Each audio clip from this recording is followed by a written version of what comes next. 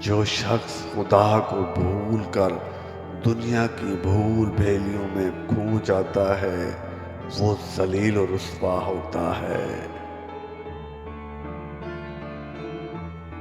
مشکل میں صبر سے کام لو کیونکہ اس کا صلہ بہت بڑا ہے۔ جو لوگ محبت کے قابل نہیں ہوتے ان سے محبت کرنا رسوائی کا باعث بنتا ہے۔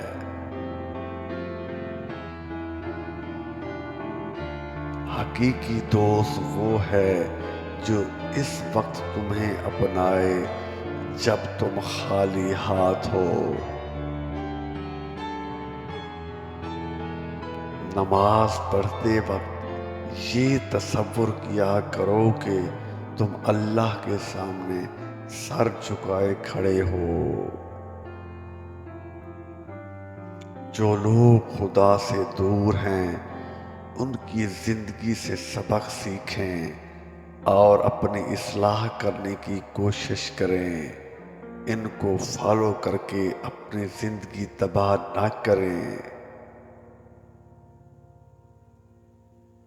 سچ جانے بغیر کسی کے بارے میں غلط بات نہ پھیلائیں۔ جو شخص اپنے نفس کو مار کر اللہ کے آگے سر جھکاتا ہے وہ عظیم انسان ہے۔ جو لوگ اللہ کو محبت ہوتے ہیں اللہ انہیں عاجزی کے راستے پر ڈال دیتا ہے۔ جو چیز آج آپ کو اچھی لگ رہی ہے کل وہی چیز بری محسوس ہوگی۔ اللہ کے ہر کام میں مصلحت پوشیدہ ہوتی ہے اس لیے اللہ کی رضا میں راضی رہیں اور صبر کریں۔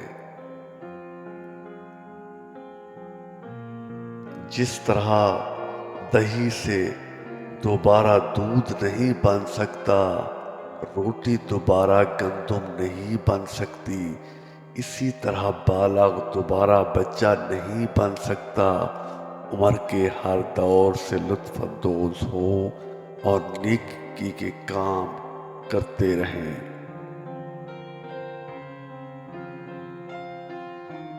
جب انسان سچائی سے واقف ہو جائے تو دنیا کی ہر چیز اپنی اہمیت کھو دیتی ہے۔ برا ہنر زندگی کو مشکلات سے دوچار کرتا ہے جبکہ اچھا ہنر انسان کو مالی پریشانی سے بچاتا اور کمائی کے مواقع فراہم کرتا ہے۔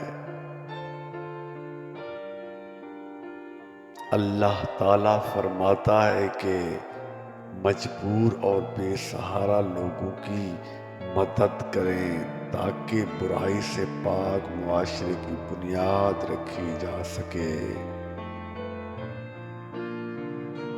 اگر آپ طاقت رکھتے ہیں تو باتیں کرنے اور ہمدردی جتانے کی بجائے عملی طور پر لوگوں کی مدد کریں۔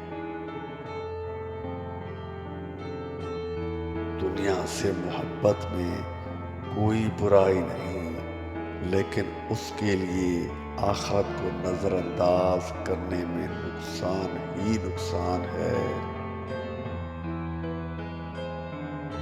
اللہ کے احکامات کی پیروی کرو اور نفس کو قابو میں رکھو کیونکہ نفس انسان کو گناہگار بناتا ہے۔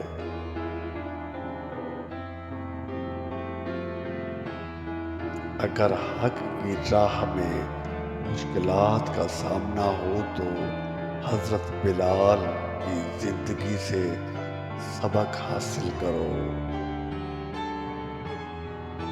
اپنے گناہوں اور غلطیوں پر شرمندہ ہونے اور ان کی معافی مانگنے سے اللہ پاک معاف فرما دیتا ہے۔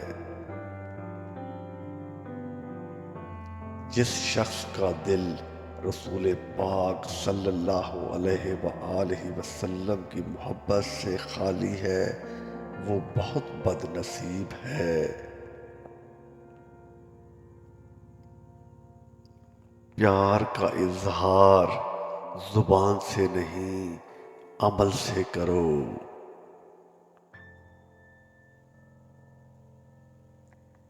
وہ جو اپنی زندگی اللہ کے احکامات مطابق گزارتے ہیں اللہ انہیں دنیا اور آخرت میں کامیابی عطا فرماتا ہے۔